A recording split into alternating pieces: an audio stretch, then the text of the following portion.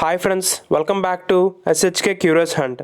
ఈ రోజు వీడియోలో మనం మన ఎస్బీఐ బ్యాంక్ విత్డ్రాల్ ఫామ్ని ఏ విధంగా ఫిల్ చేయాలో తెలుసుకోబోతున్నాం. సో ఇంకెందుకు ఆలస్యం, లేట్ చేయకుండా వీడియోలోకి వెళ్ళిపోదాం. ఇక్కడ పైన మనకి name of the account holder అని ఉంది కదా, అంటే అకౌంట్ ఎవరి పేరు మీద అయితే ఉందో వాళ్ళ పేరు ఇక్కడ రాయాల్సి ఉంటుంది. నేనైతే నా పేరు రాస్తున్నా, మీరు మీ పేరు రాసుకోండి. ఇక్కడ కింద డేట్ అని ఉంది కదా, ఇక్కడ ఏ రోజైతే మీ బ్యాంక్ విత్డ్రాల్ ఫామ్ని నింపి సబ్మిట్ చేయాలనుకుంటున్నారో ఆ రోజు డేట్ని ఇక్కడ వేయాలి. కింద అకౌంట్ నెంబర్ అని ఉంది. మీ బ్యాంక్ బుక్ ఫస్ట్ పేజ్లో అకౌంట్ నెంబర్ ఉంటుంది. ఆ నెంబర్ని అయితే ఇక్కడ ఫిల్ చేయాల్సి ఉంటుంది. తర్వాత మీ బ్యాంక్ నుండి ఎంతైతే విత్డ్రాల్ చేద్దాం అనుకుంటున్నారో ఆ అమౌంట్ ఇక్కడ రాయాల్సి ఉంటుంది. అయితే 20,000 అని నెంబర్స్లో రాశాను కదా, అదే విధంగా ఇక్కడ వర్డ్స్లో రాయాల్సి ఉంటుంది.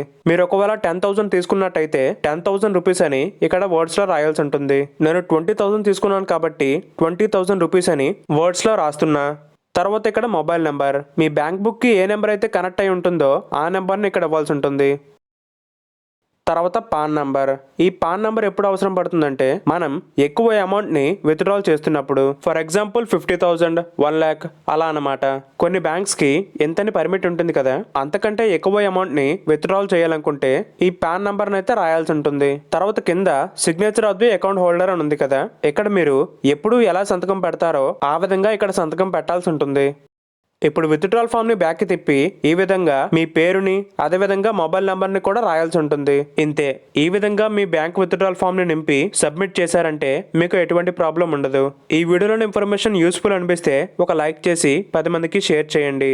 Thanks for watching. జై హింద్.